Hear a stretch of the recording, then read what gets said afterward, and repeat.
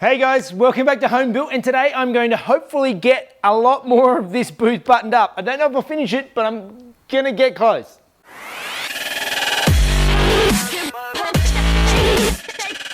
Okay guys, those of you who watched the previous couple of episodes, you will have seen I've been working away on this booth.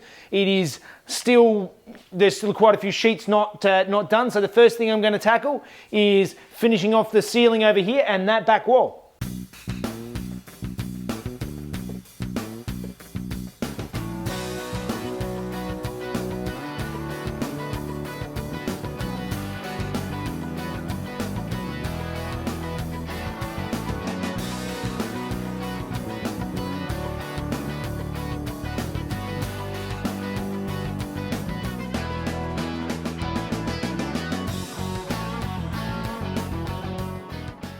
Very, very close to a mess up doing the panel for the far corner of the garage, and I marked out the corner I need to cut out for the window, and I marked it out on the wrong side, but I saw my mistake just before I started cutting, so I'm going to mark it out on the other side.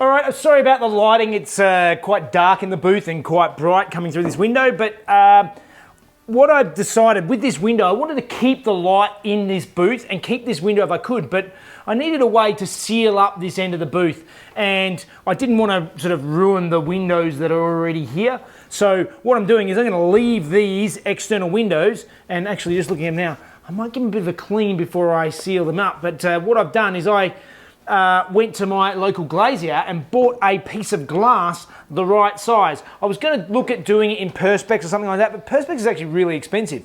And the other issue with Perspex is that if you get overspray and stuff on it, and you try and clean it, you end up scratching it, looks horrible. Whereas glass is something you can just get the razor blade out, scrape it off or whatever, and you can bring it back up to nice and clear, shiny piece of glass. So that's what I've done. I'm just going to build up a window frame for it now, and then stick the glass in, and then I'll have a window in the end of my booth that's nice and sealed.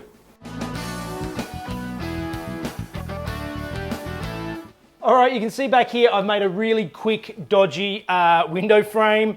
I'm going to run around it with a bunch of silicone and then stick the window in there. I've made a couple of little clips. These things here will bend over and latch the window in and hold it in place while I build the rest of the frame around the outside. So let's put a window in.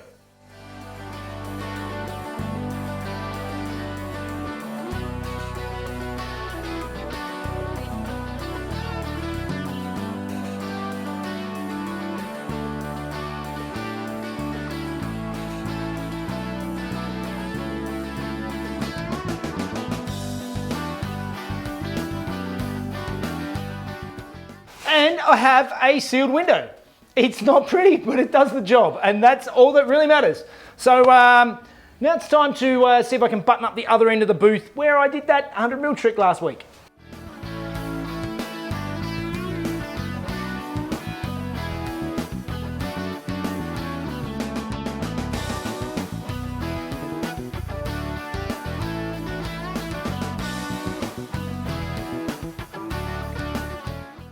Well, that all fits much, much better. My 100mm, I did actually measure right the first time. It was just the door, so this is all good. But this is all floppy, so what I'm going to do is I'm going to add some latches. So for my latches, I just went down to the local hardware, just got some basic pad bolts, and I'm going to stick them up so that when you close it, you can close and latch in the middle and latch at the end so that it all closes up nice and tight, and we can have a good seal on the booth.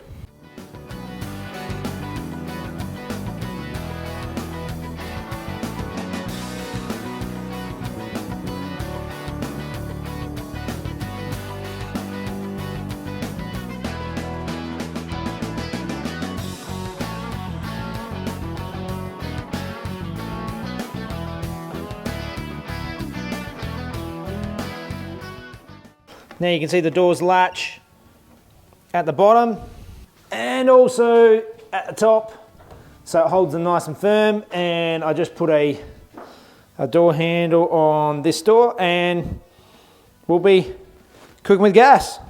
And I got a lot of comments last week about the fact that these doors open inwards and there's not enough room to get the cars in.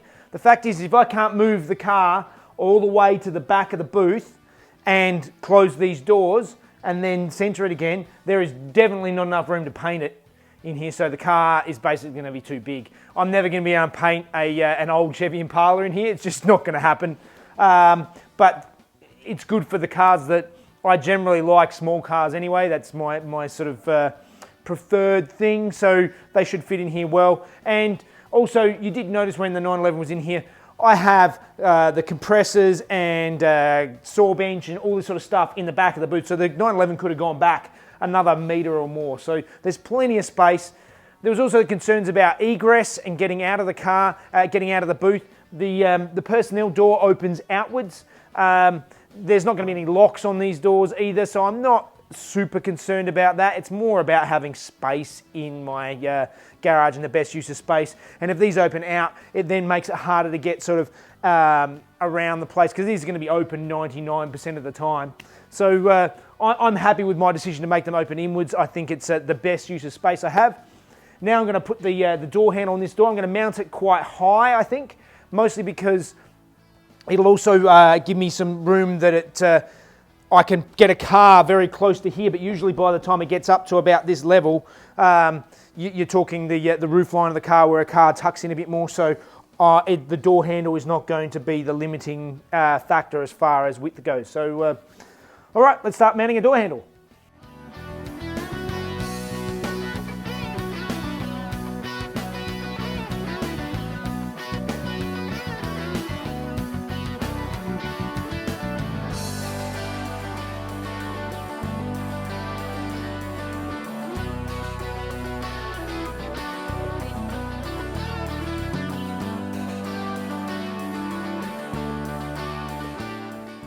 Okay, so I have my door jamb on here now. Door is installed, all working. I've got to put another bit of a jamb across the top, and the side's fine because I can fit some weather stripping in there. So it's all going to be weather stripped to keep it nice and sealed.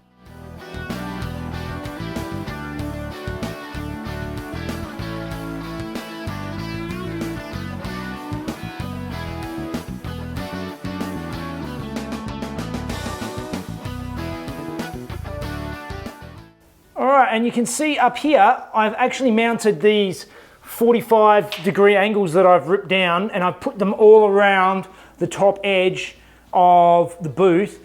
That ties together the top and sides of the booth and gets them nice and tight so I can then seal it up.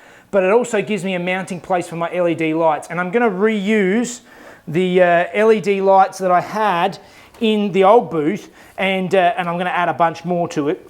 So I can just mount these mounting strips with this, they've got a clear tape over them that I put over so that I can peel that off and it's nice and clean and clear underneath.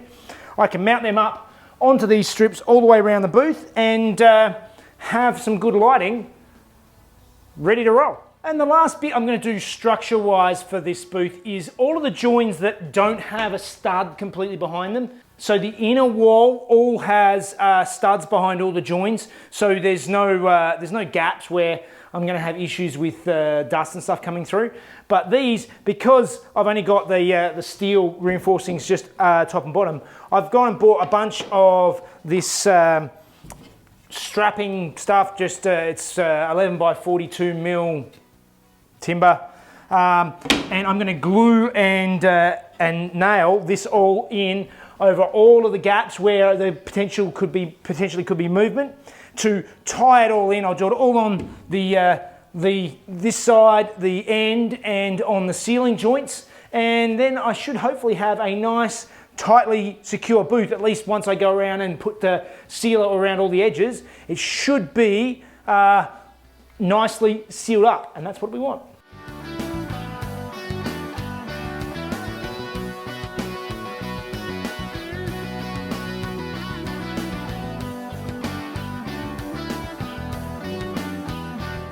So now I have a fully structurally built booth. The next thing I need to look at is filtration, and I did have the last filtration in the walls. In this one, I'm going to have them all in the ceiling.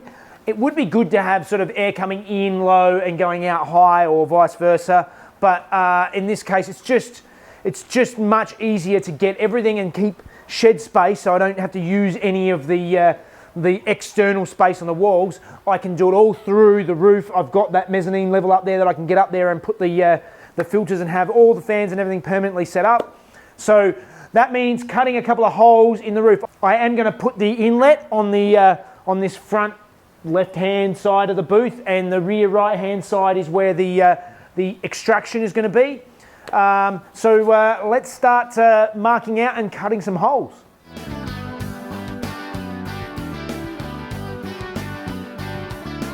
Look, Mum, I made a hole. So that is my hole in between the two joists. So now it's time to try and work out how I'm going to put the filter in there.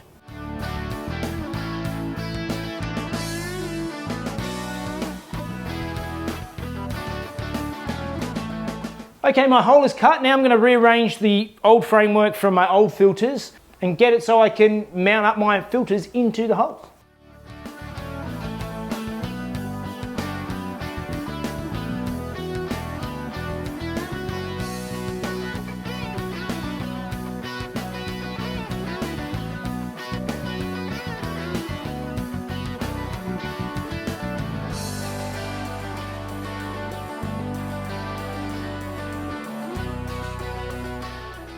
All right, I've got a basic framework up there for my mesh that I'm going to use to hold in the filter material.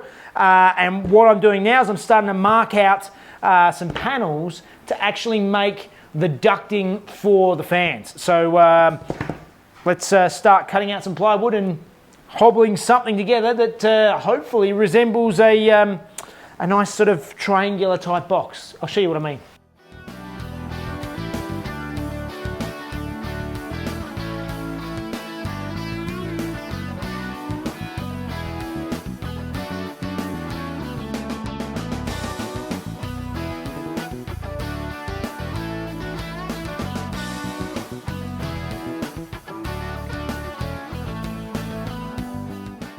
So what I've just made is a box, but basically this box is going to sit up on the ceiling, and it's at the perfect level off the ground so that my fan will sit and blow nicely into this, and I can lock the fan into here, and it'll blow in and down in through my filter, and I'll get the inlet air come through into the booth. So I've got to build a second one of these for the extraction, but that's my basic plan for getting air into the booth. So now it's time to get up there and see if I can mount it up.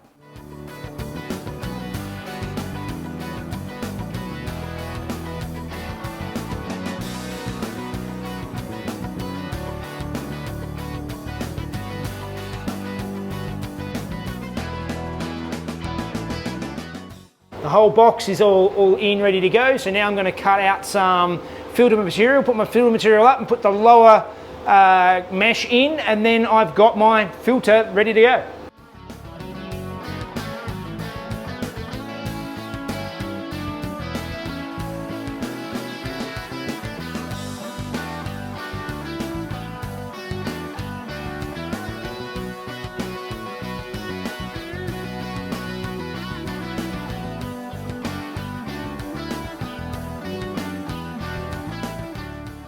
All right, and filtration is done.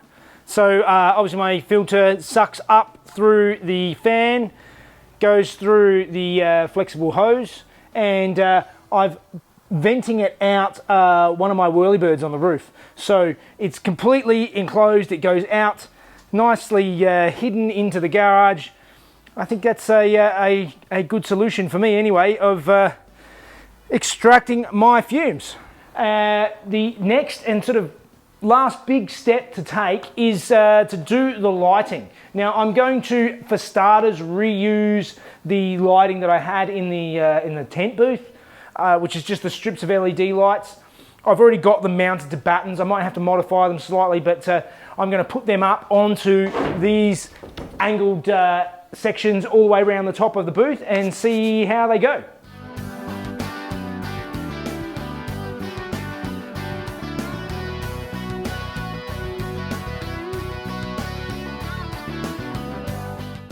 All right, so you can see I have my lighting set up around the booth. I don't have the corners stuck in yet because I'm going to paint behind where they go. But all of this LEDs actually has like a clear plastic tape over the top, so it doesn't matter if I get paint on it. But I've gone over the whole booth. It's all sealed up mostly. I haven't actually done, you can see light coming through the doors. I haven't sealed them properly yet, but I'm not overly worried while I'm getting ready to actually paint the inside of this booth. So now I'm getting ready to paint, and I'm going to use my old crusty airless spray gun. This thing is worth its weight in gold, particularly when you're doing big jobs. I hope it still works. I haven't used it for a couple of years now, but basically the difference between a regular spray gun, they basically work on a Venturi effect. So they blow air through and it sort of picks the paint up as the air blows past like a chimney. This actually pumps the paint through the hose. As such, it has less overspray. It's still going to have overspray, but also this thing sprays sort of easily a foot wide, so you can cover big areas very quickly. I really like this. Is a cheap, nasty eBay special thing that I bought ages ago. I don't know if it's what brand it is or anything, but it does the job. So now it's time to hit some primer on this, because I'm pretty sure this plywood is going to soak up the paint like crazy. And then I'm going to paint the whole thing in an exterior gloss white water-based paint. The main reason for that, I want it gloss. I want it as reflective and shiny and bright in here as I possibly can. And also gloss would potentially make it a little bit easier to clean the walls if I get to that stage or whatever. So let's start painting.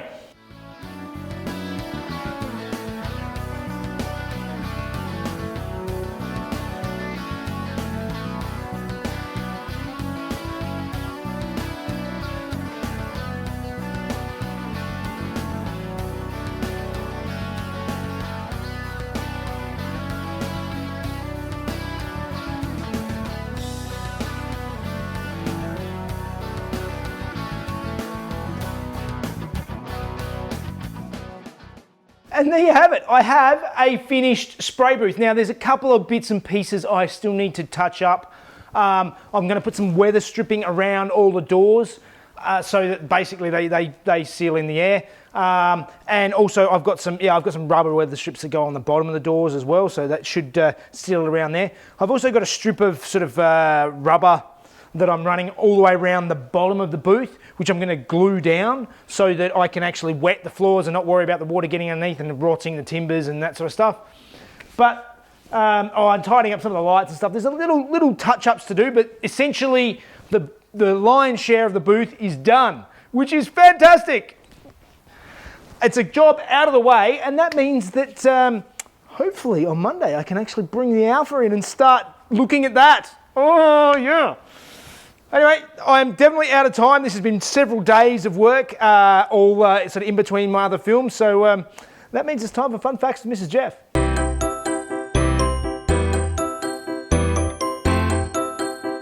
Hi guys. As many of you will be aware, this week one of the world's greatest Formula One drivers ever passed away at the age of 70, Niki Lauda. Lauda showed early promise as a driver and kept getting bank loans in order to keep moving up. Luckily, Enzo Ferrari saw him and recognised his talent in Formula 2 and gave him his first opportunity to drive in Formula 1 in 1974's season. He went on to win the 75 season and dominated the start of the 76 season, winning 4 of the first 6 races and coming second in the other 2.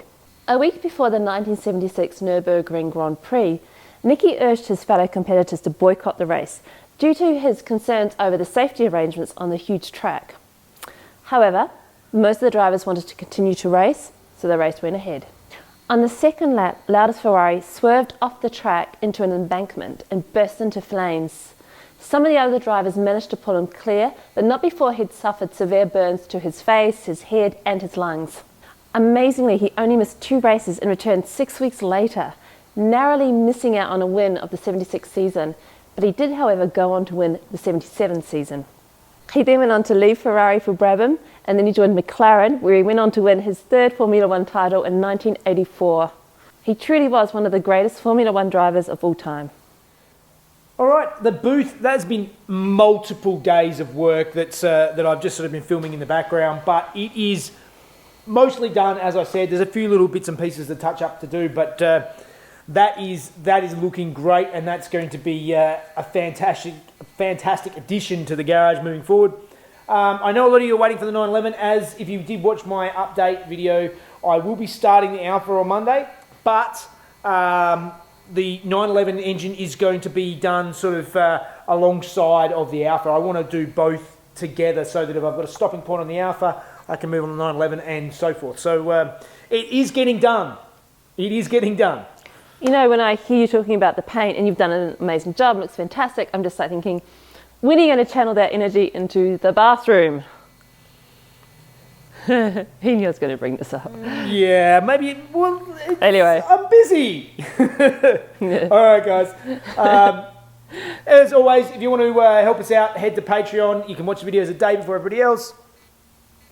Please like and subscribe, and we will see you next time for some more Stuff. fun facts and fun. All Bye, right. guys. See you guys.